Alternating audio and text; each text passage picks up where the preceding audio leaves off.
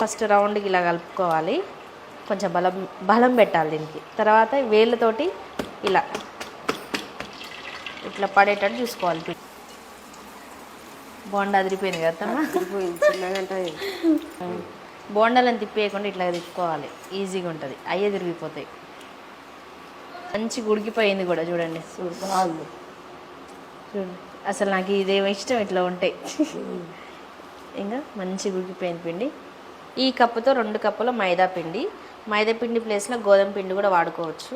ఒక 3 చెంచాల బియ్యం పిండి, ఇందులో తగినంత ఉప్పు వేసుకోవాలి. ఒకవేళ సరిపోకుండా చూసి కూడా వేసుకోవచ్చు, ముందే అయితే ఎక్కువ వేసుకోవద్దు. కొద్దిగా జీలకర్ర, కొంచెం కొత్తిమీర, పచ్చిమిరపకాయలు సన్నగా తరుక్కున్నవి, కొద్దిగా కరివేపాకు, అన్నీ కొంచెం సన్నగా తరుక్కోవాలి. ఇవన్నీ ఒక 1/2 చెంచా సోడా ఉప్పు, ఇవన్నీ వేసి ఒకసారి కలుపుకోవాలి. ఇలా కలుపుకొని పుల్లటి పెరుగు తీసుకోండి, పుల్లటి పెరుగు అయితేనే బాగుంటుంది. మంచి పుల్లగా ఉంటాయి, బాగా పొంగుతాయి, రౌండ్గా మంచిగా వస్తుంటాయి. ఇంత పుల్లటి పెరుగు తీసుకుంటే టేస్ట్ చాలా బాగుంటుంది అసలుకి. కొద్దిగా వాటర్ వేసుకుంటూ ఈ పిండిని మంచిగా కలుపుకోవాలి. ఇందులో ఉల్లిపాయ కూడా వేసుకోవచ్చు, ఎక్కువ వేయకండి, కొంచెం వేసుకుంటూ పోస్తే సరిపోను తెలుస్తుంది. 1 స్పూన్ ఆయిల్ వేసుకోవాలి. ఇవన్నీ టిప్స్, ఆయిల్ ఖచ్చితంగా వేసుకోవాలి, ఎందుకంటే బాగా వస్తుంటాయి అవి. మనం మంచిగా బయట బండి మీద బొండా ఎలా ఉంటుందో అలా వస్తాయి. మంచిగా ఇలా పిండి మొత్తం ఫస్ట్ అయితే వాటర్ పోసి కలుపుకోవాలి. ఇట్లా పిండి అంతా కలిసేలా, కిందికి పైకి అంతా పిండి లేకుండా. ఎక్కువ లూజ్ అయితే జారిపోతుంది. మళ్ళీ పిండి మొత్తం ఇలా కలుపుకున్నాక ఇప్పుడు ఒక 5 నుంచి 7 నిమిషాలు మధ్యలో ఇట్లా మొత్తం ఇట్లా మంచిగా కలుపుకోవాలి పిండిని. పిండి ఎంత బాగా మనం చేత్తో ఇలా కలుపుకుంటే అంత బాగా వస్తుంది బోండా. మొత్తం ఇది కలుపుతూనే చాలా బాగా వస్తుంది. ఇట్లా మంచిగా ఫస్ట్ రౌండ్కి ఇలా కలుపుకోవాలి, కొంచెం బలం పెట్టాలి దీనికి. తర్వాత వేళ్ళతోటి ఇలా పిండిని ఇలా అనుకోవాలి.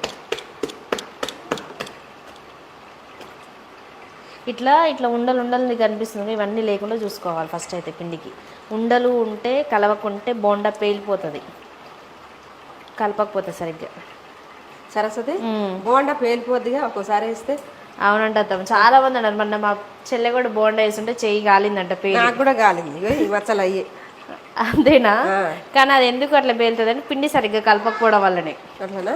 పిండి సరిగ్గా కలపకపోవడం, అది కలవకపోవడం వల్ల బోండా పేలిపోతుంది. అసలు మామూలుగా కాదు, తక్కువ వేలి నూనె ఇల్లు ఎంత అక్కడ రాబడ్డది. కానీ అత్తమ్మ, ఇల్లు అయితే ఖచ్చితంగా పుల్లటి పెరుగు వాడితేనే బాగుంటాయి. ఇప్పుడు చూడు, ఇందాక కలిపిన దానికి ఇప్పుడు సాఫ్ట్ అయిపోయింది. ఎంత కలిపితే అంత బాగా వస్తాయి. తేనె ఎట్లా ఉందో మనం గోధుమ పిండి వాడుకోవచ్చు, ఇలా కొంచెం ఉప్మా రవ్వ కూడా వేసుకోవచ్చు. ఏం వేసుకున్నా సరే చాలా బాగుంటుంది.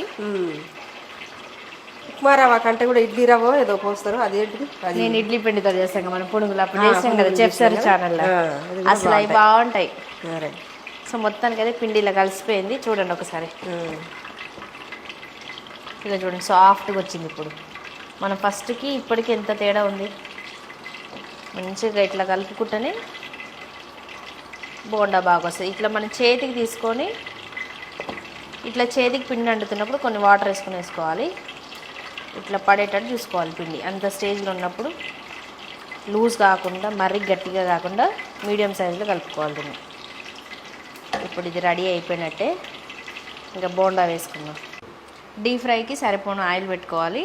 ఇప్పుడు బోండా వేసుకుందాం. బోండా వేయగానే దానికి మునిగే అంత వేసుకోవాలి.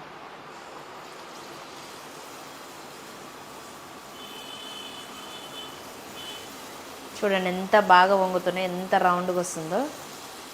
ఇట్లా చేతితో ఇలా వేస్తే రౌండ్గా వస్తుంది బోండా. తిప్పేస్తాం, అది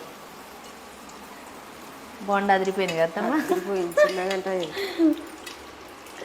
తేటగా లేచి వస్తున్నాయి.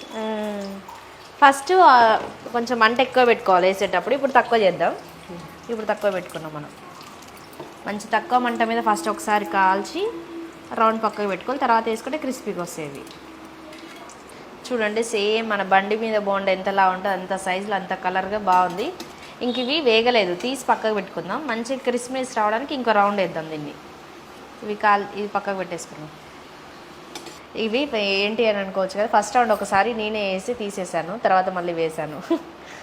మళ్ళీ హై ఫ్లేమ్లో పెట్టుకొని అవి తీసి పక్కకు పెట్టుకున్నాం కదా, ఇప్పుడు హై ఫ్లేమ్ పెట్టుకొని బోండా వేసుకోవాలి. చిన్న చిన్న 10 తిన్న ఒకటే, పెద్ద 2 తిన్న ఒకటే, అంత సైజులో ఉంటుంది బోండా. పెద్దగా వేసుకోండి, బాగుంటాయి. పిల్లలు కూడా ఊక బండి మీద బయట ఎక్కువ ఫుడ్ ఇష్టపడతారు కాబట్టి ఇట్లా ఉంటే వాళ్ళు బయట తెచ్చాం అనుకునేటట్టు ఉండాలి చేస్తే కదా. ఇంకా ప్లేస్ లేదు ఇప్పుడు వేయట్లేని, అంతవరకు పట్టినంత వరకు వేసుకోవాలి. ఇరికి వేసుకు అవి కాలవు, మంచి రౌండ్గా తిరిగి స్పేస్ సరిపోవు వాటికి. అవి పొంగటం కూడా అట్లా పొంగలేవు. మెయిన్ దీనికి నూనె కూడా సరిపోని ఉండాలి, మునిగే అంత. కొంచెం ఎక్కువ ఆయిల్ ఉంటేనే బాగా పొంగి వస్తాయి అవి, తక్కువ ఉంటే రాదు, ఇంకా అలానే ఉండిపోతుంది అది. ఇవన్నీ వేసి తీసుకున్నవి ఇప్పుడు మళ్ళీ ఇంకోసారి వేయించుకుందాం. మంచి క్రిస్పీగా వస్తే పైన లేయర్ మంచిగా వేగుతాయి. ఇంతలా ఉన్నాయి కదా ఇవి, మళ్ళీ లోపల దాకా ఉడకవు అనుకుంటాం కదా, కొంచెం ఇప్పుడు మీడియం ఫ్లేమ్లోనే పెట్టుకుంటే కాల్చుకోవాలి వీటిని. బోండాలను తిప్పేయకుండా ఇట్లా తిప్పుకోవాలి, ఈజీగా ఉంటుంది, అయ్యే తిరిగిపోతాయి. అత్తమ్మ చూసినా బండి మీద బోండాలాగా ఎంత బాగా వచ్చినాయి, ఎంత బాగా రెడీ అయిపోయినాయి. పిండి చూడండి మంచిగా, పిండి కొంచెం పుల్లటిది పోసిన, పచ్చిమిర్చి కలర్ ఇవన్నీ వచ్చి ఈ కలర్ ఇట్లా వచ్చింది, మంచి ఉడికిపోయింది కూడా చూడండి. చూడండి అసలు నాకు ఇదేమో ఇష్టం, ఇట్లా ఉంటాయి. ఇంకా మంచిగా ఉడికిపోయింది పిండి.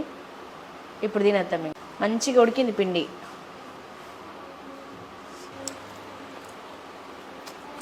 నిజంగా బండి మీద బోండాలానే ఉంది, టేస్ట్ కూడా అదిరిపోయింది. సూపర్ ఉన్నాయి, బాగుంది బోండా. పిండి ఉడికింది, రుచి కూడా బాగుంది. ఇన్స్టెంట్గా చేసినాం ఇది. ఆయన నిన్న కలిపిన పిండి ఎట్లా టేస్ట్ వస్తుందో సేమ్ అలానే ఉంది ఇదైతే.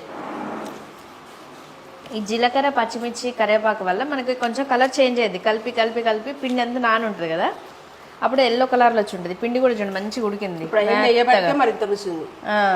ఉత్తే వేయకుండా చట్నీ, మనం చట్నీ పెట్టుకోవచ్చు. ఓన్లీ మనం మైసూర్ బోండా మీరు కూడా తప్పకుండా ట్రై చేయండి.